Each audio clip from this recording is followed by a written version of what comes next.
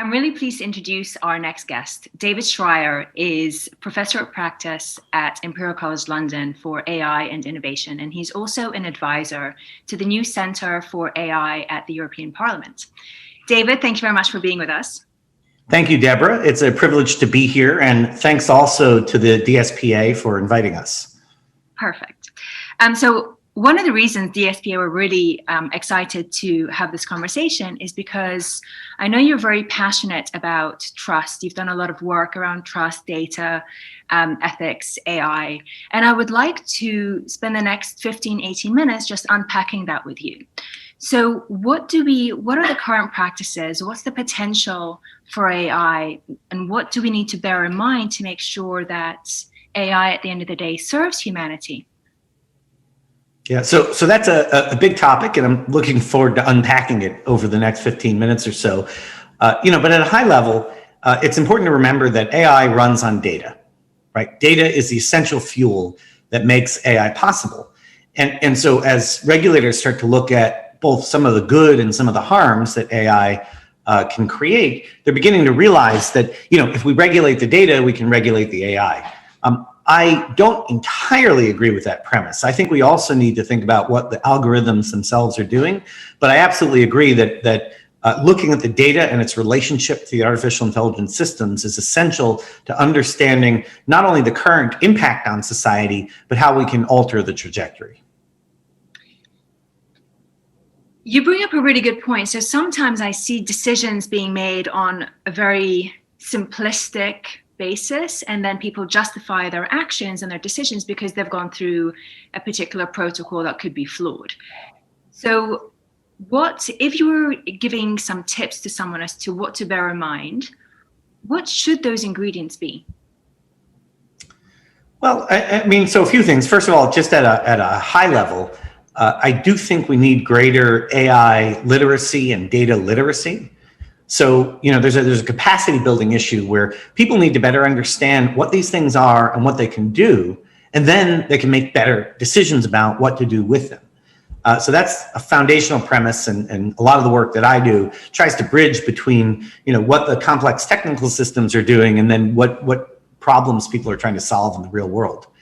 But around the specifics of how do we get AI systems that we trust, trusted AI, I borrow from some of the work of a colleague of mine at University of Oxford, Luciano Floridi, and a paper he published with Joshua Cowles, which talks about 5 pillars. And so these are design principles. This is not implementation. This is not sort of giving you the tactical lines of code, but it's giving the higher order framework to start thinking about when we say, what should these things do and how should they function? And what should they not do? So the 5 pillars of trusted AI are derived from a meta-analysis of 47 principles of ethics across 42 countries. And this is going to largely be a, shall we say, Western European and Northern American influenced framework. Some of the ways AI is being used in other parts of the world would not necessarily fall into this framework, but that doesn't necessarily mean that that those other approaches are invalid. You have to remember that what we trust and what ethics we believe in are culturally relative terms. But to look at these 5 pillars of trusted AI, there's benevolence, meaning the AI does what we want it to. It does something good, right? Non-malevolence, meaning in the process of doing something good, the AI does not inadvertently or deliberately do something bad. Autonomy, which essentially it's this concept that we don't want the AI to run off and do its own thing. It needs to sort of be working with us and do what's intended. There needs to be a concept of justice and fairness. And then finally, the AI needs to be able to explain its decisions, explicability, right? So one of the challenges that these new technologies have is that they evolve and teach themselves, and they start making decisions that we don't understand. And so explicability becomes an important 5th and final pillar of these 5 pillars of trusted AI. Now, if you break it down, there's a lot of human decisions that we couldn't fathom how they arrive to those decisions. So you can get a person to explain to you, like, well, why did you do that? Yeah. And they may or may not ultimately be able to tell you the truth, but at least we have a known we have a known path of interrogation to ask a person, why did you make that decision? Well, what were the steps that led to the decision? Well, what was going through your mind at the time? And the person has an ability in language that you and I understand to tell you at least what they think about what they were thinking. The AIs don't automatically have that capability. And so that's why explainable AI or explicable AI is such an important concept. We have to make sure that we code it in, that they're able to tell us what they're doing. The good news is, this is both the frightening and exciting part of AI. Within 5 years, maybe sooner, we're going to have conversational AI. And what that means is I'll be able to program an AI just by talking to it, and it'll go off and figure out the code. And so we could ask an AI to explain to us how to make a decision, and it'll be able to play it back to us in language we understand. So that technology is being worked on very intensively, and it's already starting to pop up, and it's going to be, in a really sort of viable place within 5 years. The phrase "be careful what you wish for" springs to mind because a lot of people, when you study, I love studying people; they fascinate me. But when you listen to them as to what they wished for, and then they, throw their toys at their pram as to, gosh, this is what's happened in their life. Like, well, what did you wish for? So I don't think we're very... People don't often know what they want. That's the sad truth of it. If Henry Ford, the American automaker, famously said, if I asked my customers what they wanted, they would have said a faster horse. Now, I would argue he asked the wrong question, right? If you ask the customers what problem are they dealing with, they would say it takes too long to get from A to B. So people tend to be good at identifying issues and problems. On average, they tend to not be great at identifying solutions, and that's where innovators come in. So Steve Jobs was even a little more pungent in how he described it, but he basically says, people don't know what they want until we tell them. And he personally was such a singular genius that he was able to do that. I know that you advise a lot of boardrooms, a lot of governments. Can you tell us a little bit about the mindset of these people? Because you said that people need to be educated. And sometimes I see decisions being passed on to tech people as opposed to human beings with critical thinking skills. Well, I would argue that tech people are human beings too. Yeah, sorry. Yes, of course they are. That's just me, But you know what I mean? It's like, it's a tech thing, and so their mind kind of shuts off. What are you seeing, and what do we still need to do to, back to your point, build capacity? Yeah, well, we need to build capacity at multiple levels. So in the boardroom, we need boards of directors and C-suite executives who have a business understanding of the implications of the technology they're working with. So this is something we can do, and something that I work on directly, but it's something that needs to happen more. More of it needs to happen because otherwise this thing is going to run us over, right? So I would argue, for example, let's reason by analogy. If you look at the newspaper and media industries more broadly, but particularly the newspaper industry, the print media industry, newspapers and magazines. In the 1980s, there were a few visionary people at these organizations who got together and put some money into something that became known as the MIT Media Lab.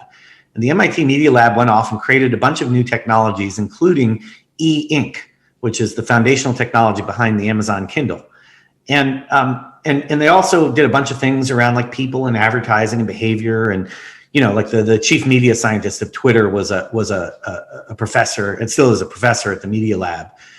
And so they saw it coming, but then they did nothing with the knowledge because it was sort of segregated off in one part of the business, and the C-suite and the board did not really take it seriously. And the same thing could happen. And now Google owns more than 90% of the ad market, and the newspaper industry has been absolutely crushed. And so, you look at advertising. Newspaper industry used to make money off these little tiny ads in the back of the newspaper that were called classified ads, like little 3 to 5 line ads. That was a big profit center for the newspaper industry. Google took that entire business away. And so the news industry has been struggling to find new models, and some of them have succeeded more than others, but they're nowhere near the size and influence that they used to be because of a failure to act on the knowledge that they actually had in their organization, but that had not been taken seriously in the C-suite and the boardroom. So first and foremost, the C-suite and the boards of directors need to better understand AI and its strategic implications for their business. And the fourth industrial revolution that's powered by AI is going to hit them a lot sooner than I believe they suspect based on their behaviors. So Eric Brynjolfsson is professor at Stanford, who I've spoken to many times about this. And he compares the economic impacts of the fourth industrial revolution of these AI technologies and things like them as comparable to the basically the first industrial revolution. Think about what the first industrial revolution gave us. It gave us the steam engine, it gave us the telegraph, it gave us railroads, it gave us the ability to move goods around quickly all over a country. It gave us the ability to communicate basically instantaneously. And it gave us a way of automating a lot of manual labor that allowed the scale up of mass production. That also led to the French Revolution, I would argue, led to the French Revolution, Russian Revolution, World War I, the seeds of World War II, a host of transformational changes that completely altered the face of multiple societies. And it was all from this sort of adoption of technology innovation. We are going to see similar scale labor disruption and company disruption over the next 5 to 10 years through technologies like AI. And so the question is, what do we do about them? That is the turning question. Are we going to be the next Henry Fords who create new industries, or are we going to be buggy whip manufacturers who become obsolete in a matter of a few years because there are no more horses and buggies? When it comes to the boardroom and C-suite, they don't just need to think about the impact on their business. They also need to think about the impact on the human factor, surely. Because for instance, if I'm running a company and I'm implementing an AI project, which is going to impact 100 jobs, for instance, some people would say, well, you just cut them off and that's it. You're not responsible. And others, I would say more forward-thinking people, would say, well, actually, this is going to be the fallout and we need to have a plan in order to either reskill them, rehome them, or a strategy for that piece. Yeah. And that's, so now we're getting into sort of AI and the future of work. And then I want to make a couple of points on that. Before we get to that, I want to pick up on something that you left on the table earlier, which is this idea that if we just hand the decisions to the techies, that they won't understand human factors. I challenge that vigorously. And so when Professor Sandy Pentland and I created a big data analytics class online that we offered and went into 150 countries, we incorporated 25% of the content was actually ethics of data. So we had a professional ethicist come in and talk about not just the technology, which we explained to people, but also the uses of that technology. And so I believe, in addition to the boardroom and the C-suite, we need to train the data scientists of the world on the implications of their decisions. A lot of the data scientists, for example, at Facebook, eventually became horrified by what they had created. If you look at the recent contretemps in the news about the data ethics team at Google, again, we have this issue of, in that case, we actually did have techies who were beginning to incorporate ethical principles into their work, and we had a misalignment with leadership. And so we need both parts of the organization working together and walking down the same road together. But techies absolutely, data scientists absolutely have a role to play in this and need better tools for understanding the unintended consequences of their code and of their actions. Now, to the second question you asked about kind of the future of work, I think some companies have had already a very enlightened set of processes around this and thoughts. So Accenture, for example, Julie Sweet, the CEO of Accenture, was on a panel with me at the World Economic Forum annual meeting in Davos.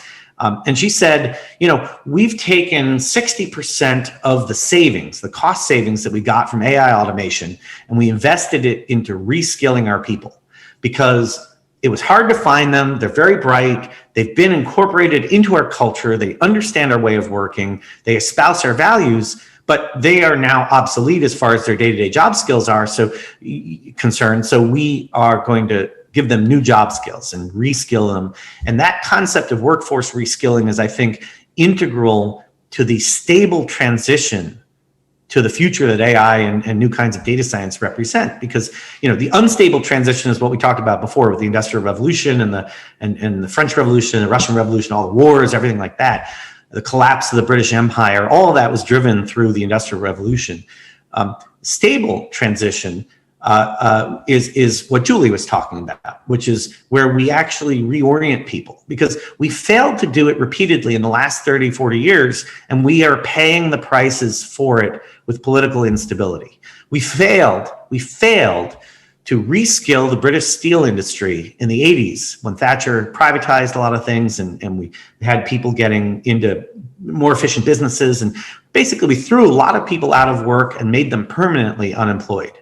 And we failed to reskill the American auto industry in the 80s and 90s and aughts. And so, robots took over and jobs got moved offshore. And so now in both countries, we have massive numbers of people in places like Sheffield or places like, Detroit, who have lost their jobs and are permanently unemployed. So you have like a 59-year-old, typically white male who is dispossessed of any pride in life and in work other than maybe their families. But a lot of these guys were very focused on their work and committed workers, and they're thrown out of the work. They're made obsolete and left by the wayside, and they were angry. And so that anger was converted into voting for a complete change of government. And so that has now been playing out with Brexit in the UK and with the Trump administration, the after effects of Trump in the US. And so let's not have that happen again. Let's be eyes open at the implications of AI and make sure that as we're adopting AI technology, we're also using it to help transition people into a different kind of work so that they continue to be productive members of society and are able to feed their families and earn a living. I have to say, I worry about this, though, because if history... I worry about it all the time. I mean, I wrote a book about this. It's called Augmenting Your Career, How to Win at Work in the Age of AI, because, this is the big problem of the next decade. History has shown us that, unfortunately, human beings, we don't seem to learn our lessons. We currently live in a society that's led not by leaders, but by hashtags. I mean, this is a very disruptive way of making decisions and charting our future. So yeah, a lot of things keep me up at night.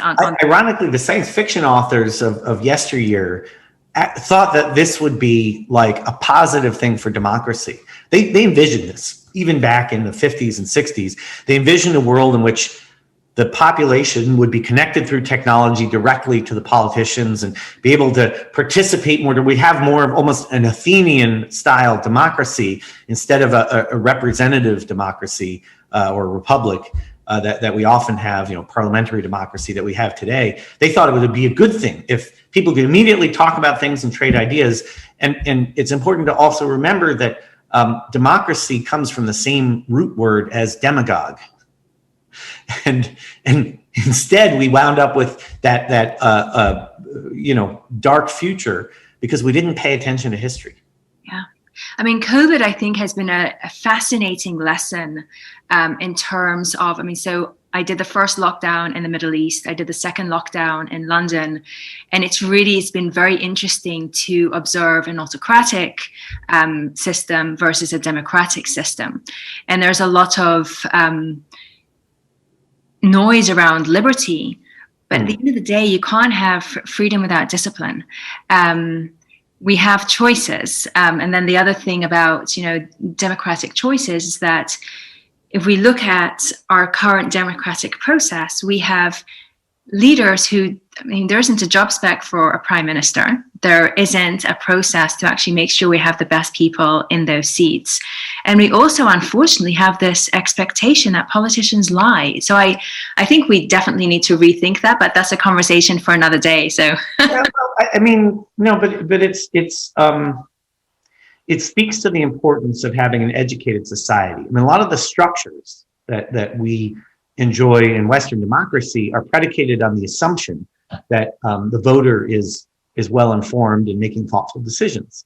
And unfortunately, we've had kind of an underinvestment in education, and there's an anti-intellectualism streak, which doubts experts so vigorously that something as scientifically unfounded and insane as the anti-vaccine movement has been able to take hold vigorously in places like the UK and the US, and even more so, you have other conspiracy theories that are now propagating on these seamless communication networks where data is getting manipulated to actually foster that propagation and support conspiracy.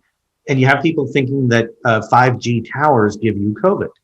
And a better informed, more literate population that had critical reasoning skills inculcated at an early age would be reacting differently to that information. So one of the things I look at, for example, I believe it's in Denmark, people who are 11 years old, 10 years old, are given formal education on how to detect fake news, from things they see on the internet. That's core critical reasoning at a young age. And we just don't do that in the UK or the US and unfortunately several other countries. I think we could learn a lot from the Danish. It would be great actually to have a singular session just on unpacking democracy, rethinking it. So we'll put that in the diary. Education is one piece, but then we come back to the trust issue. You can be educated, but if you don't trust the people who are the supposed experts, how can we use? Is technology the solution? Is it the human factor? Yeah, I mean, so this is where we get into the weaponization of data and the weaponization of AI, right? So there are techniques that have been used recently to spread messages of anti-vax or propaganda of nation states that are trying to weaken the governments of the US and UK. There's also something I talk about in the book of how AI and data were weaponized to spread false messages that then influence the course of the political history. And so, those same tools could be used by the good guys to spread the right messages. But there are a couple of problems with that. One is, are we just saying then that morally it's okay to manipulate large populations? It just depends on what your message is. And another issue is that hatred and simplistic messages are easier for a lot of people to grasp than the more nuanced, complex messages that the real world operates on. And so if you, and people are also cognitively overloaded. So it's not that they're stupid, it's that they've got too much coming into their brain. And so the simple message sticks, the hard message, it's too much cognitive burden to lift. So they just shove it to one side. And so that's another challenge. And this gets back to the issue of providing education. You can't walk away from education. Providing people education and training on critical reasoning and critical thinking, and just the knowledge that you do have to actually think through, ask the right questions. Now, the good news is the right questions are not that complicated, but you just need to be trained in it. So a lot of the training I do for senior leaders is around what are the 3 to 5 questions you can ask that your data science team and your organization should be able to answer that'll get you to the critical decision you need to make. So we did a training a few years ago, some colleagues and I created something called Data Academy, and we trained over 80 humanitarian officials for the UN on what data can do in crisis, right? So UN OCHA, for example, first boots on the ground when there's an earthquake or a hurricane or a political refugee crisis or whatever. And so they're within 24 hours of a crisis being declared, they're there on the ground. Often the country's in disarray, the infrastructure is smashed. What can you figure out about how to allocate humanitarian aid and assistance and relief in the middle of a crisis, whether it's ethnic cleansing or it's food shortage or housing, whatever. And so the training centered around what are the 3 to 5 questions that you can ask as a senior leader that your data science team can answer. And now we've got a dialogue built around a common vocabulary. That's what I mean by capacity building. What are the tools that you can have, that you can act on immediately, that'll give you the answer you need? I have one final question for you, which will provide some tips and food for thought for our audience. One of the things I have observed, and you alluded to it before, is that the data scientists often see the potential impact, but there's a misalignment with. They may or may not see it. Sometimes they don't know what the potential Let's is. just say that they've gone through their what ifs and they see that it's not. So first of all, they must ask the what ifs, and they need to speak truth. Yeah. But how do you manage upwards, and how do they? Because there is often a misalignment with the business interests. So what tips would you give both leaders and also, more importantly, in this particular case, I would say the data scientists? Well, I mean, I think what you're speaking to is the need for better and more sophisticated integrated collaborations. So we're working on this in my new lab that I'm setting up at Imperial College London, which is called TRAIL, the Translational AI Lab. And it lives at the intersection of the techies, as you put it earlier, the data scientists and software engineers who are building things, the AI scientists who are building things, and the real business world, the real world of problems that need to get solved. And it seeks to bring together these multiple stakeholders so that they're all oriented in the same direction. And so we're looking to build technologies and build companies that solve real problems, particularly using trusted AI. So using AI that we have architected so it doesn't do something bad. And so part of it is getting into a common dialogue in a common space. And part of it is, it's incumbent on the techies as the data scientists of the world to acquire the vocabulary and reasoning of the business side. Sometimes I find technology people will be very dismissive of commercial imperatives and say, oh, that's just what the MBAs say. And, that's that crass commercial stuff. Well, no, actually, that's how your paycheck gets paid. And that's how that thing you're inventing gets deployed in the real world. And so therefore, it's incumbent on you to understand how to talk to those people so you can influence their decisions differently. So really both sides need to come together. The senior leadership need to acquire more vocabulary and framework understanding of technology and data science to be able to make better decisions. The data scientists need to acquire more business vocabulary around how to explain their work in a context that senior leadership understands. And then ideally, we create new models, new management models, where those two groups aren't so segregated, but they're actually working more collaboratively. Yeah. And in fact, that's what we're calling it. So AICollab.com is going to go live soon. Fantastic. So if anyone wants any more information, I know you have some phenomenal books. How does someone learn more? I suppose reach out to you on LinkedIn. Yeah, you can find me on LinkedIn. If you go to visionaryfuture.com, you'll find fast links to all of my books. So again, that's visionaryfuture.com. And happy to hear from you. We're looking for collaborators. We're looking for commercial companies that have real problems that need to be solved that we can talk to, and we're looking for technologists who want to get involved in helping solve them. Fantastic. So problems worth solving. That's phenomenal. And also for listeners, within David's book, he talks about a model, which is the Centaur model, which is AI working collaboratively with humans. He's got a beautiful vision for the future. I highly recommend his books, and do follow his work. And if you do have a problem worth solving, reach out to him. David, it's been such a privilege. Thank you so much. And I wish you the best with Imperial College. It's a phenomenal school. So I look forward to seeing what you cook up there. Thank you, Deborah. And thank you everybody for listening. It's been an honor to be here. Thank you.